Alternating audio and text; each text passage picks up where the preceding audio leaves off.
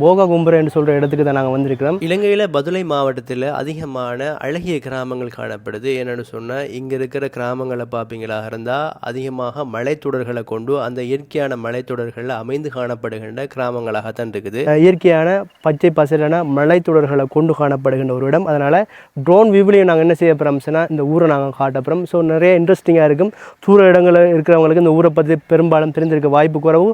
So இந்த வீடியோவில் இந்த ஊர் சம்பந்தமான முழுமையான விஷயங்களை நாங்கள் பார்க்கலாம்.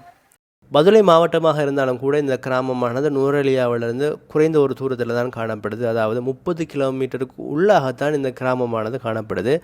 சின்ன டவுன், அந்த டவுனோட சேர்த்த மாதிரி பார்ப்பீங்களா இருந்தால் அதை சுற்றி வந்து நிறைய மலைத்தொடர்கள், அந்த மலைத்தொடரில் இந்த கிராமமானது அமைஞ்சு காணப்படுது. நாங்கள் நுவரெலியாவிலிருந்து செல்லும்போது கெப்பட்டிப்போல என்று சொல்லக்கூடிய ஒரு இடத்துலேருந்து இந்த இதுக்கான பாதையானது பிரிந்து செல்கின்றது.